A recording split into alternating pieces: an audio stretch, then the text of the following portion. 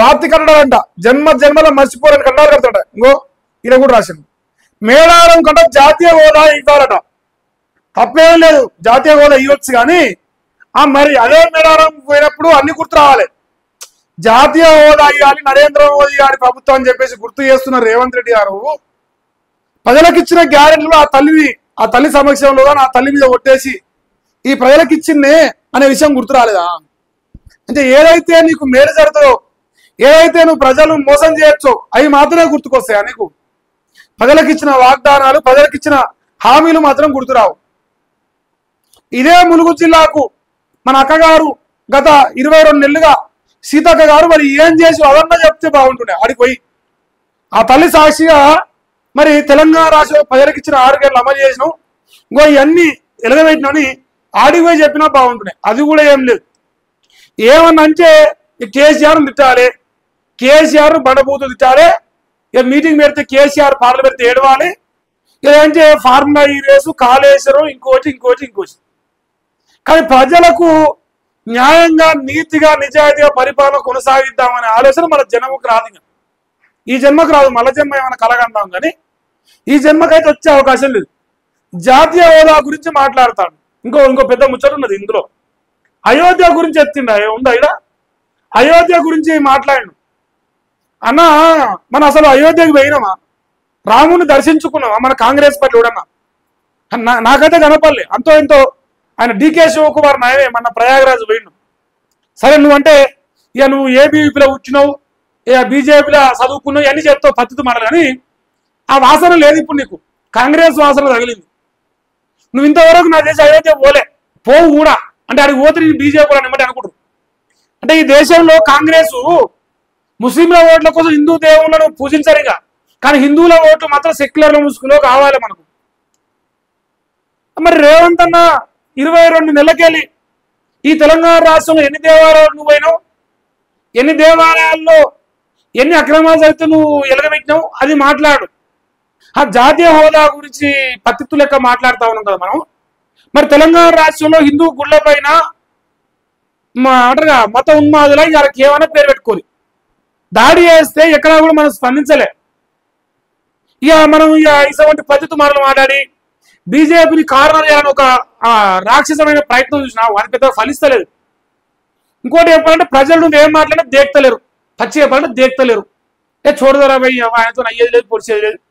ఇక మీరు చెప్పేది మీ కాంగ్రెస్ పార్టీలో చెప్తారు, నీ కాంగ్రెస్ పార్టీలో నీ మినిస్టర్లే చెప్తారు, నీ క్యాబినెట్ మినిస్టర్లే.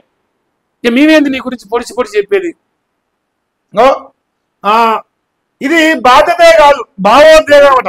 ఇక్కడ నుంచే పాదయాత్ర స్టార్ట్ చేసిందట. అంటే ఇక్కడ నుంచే మందిని ముంచులు మొదలు పెట్టిందట. ములుగు జిల్లా నుంచి సీతక్క గారి నుంచి తెలంగాణ రాష్ట్ర ప్రజలు ఎట్లా మోసం చేయని ఆ నుంచే తల్లిని మోసం చేసుకోవడం మొదలుపెట్టాడ. సమ్మక్క సారక్కలను మోసం చేస్తూ కానించి మొదలు పెడితే 4 కోట్ల మందిని మోసం చేసేదాకా ఆ యాత్ర కొనసాగింది. చివరకు ముఖ్యమంత్రి అయిన మందిని ముంచినోడు పోయి మళ్ళా పాప విముక్తి చేసుకోవడానికి పోయింది. అయితే నేను ఒక పాయింట్ చెప్పిన పొద్దుగాల కూడా, రేవంత్ అన్న నువ్వేం చేస్తావు అంటే ఆ జంపన్న వాగు పక్కన రేవంత్ అన్న వాగు అని ఒకటి కట్టి కన్స్ట్రక్షన్ జేపీ ఒకటి చిన్న వాగు లెక్క. ఇక ఎవరైతే నీ గ్యారెంటీలు వస్తాయని నమ్మి నీకు ఓటేసిరో వాళ్ళందరూ పాప విముక్తులను చేద్దాం. నీలాంటి పాపాలు నువ్వు ఓటేసిరు కాబట్టి పాప విముక్తులు చేయాలంటే పక్కన రేవంత్ అన్న వాగని జంపన్న వాగు పక్కన పెట్టి అలా మునగమని చెప్తాం మేమందరం. ఇక నీలాంటి పాపాత్మని మరి ముఖ్యమంత్రి చేసినావు, మరి ఆ తల్లులు మమ్మల్ని కాపాడుతారేమని ఆశపడతాం కాబట్టి మీరు మేడారం జాతర కన్నా పోయి మొక్కుతాం.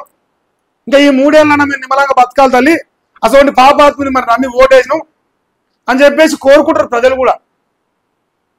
ఆ ప్రయత్నం కూడా చేస్తే బాగానే ఉంటుంది. ఇంకో అభివృద్ధి పడ గత పాలకుల వివక్షత.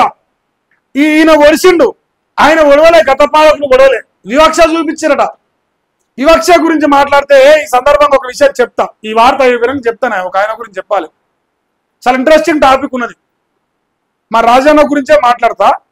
ఇగో అభివృద్ధిపై గత పాలకుల వివక్ష అంటూ జరసేపు అని చెప్తా రాజన్న గురించి. ఆ పాయింట్ మధ్యలో పెట్టుకోండి.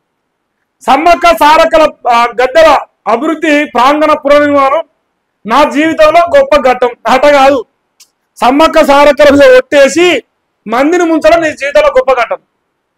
నాకు తెలిసి అతిపెద్ద గొప్ప ఘట్టం నీ జిందగీలో కూడా ఉండదు. ఇంకా ఏంది రాతి ఖండాలు చరిత్రకు నిలువెత్తు సాక్ష్యాలు అవుతాయి బహిరంగ సభలో ముఖ్యమంత్రి రేవంత్ రెడ్డి. ఆడ కూడా మరి పాట పెట్టిరా, సమ్మక్క సారక్క ఉయ్యాలో మమ్మల్ని ముంచినోడు ముఖ్యమంత్రి అయిండు ఉయ్యాలా, మరి మీ పైన ఓటేసిన తల్లి ఉయ్యాలని మరి పాట పాడిరా చెప్పు. నాకు అరకు డౌటే. అంటే మన గురించి ఎట్లా పాటలు పాడతారు, ఏడివైనా పాటలు పాడతారు, ఉయ్యాల పాటలు. ఇప్పుడు బతుకమ్మ నడుస్తుంది, బతుకమ్మ సీరియల్ ఎక్కువ వచ్చినోడు ముఖ్యమంత్రి అయిండు ఉయ్యాలా, మరి సమ్మక్క సారక్క కాడికి వచ్చి ఉయ్యాలని పాటలు పాడిరా పాడలేదా? పాడితే మాకేమైనా వీడియో అంటే పెట్టుర్రి చూస్తాం.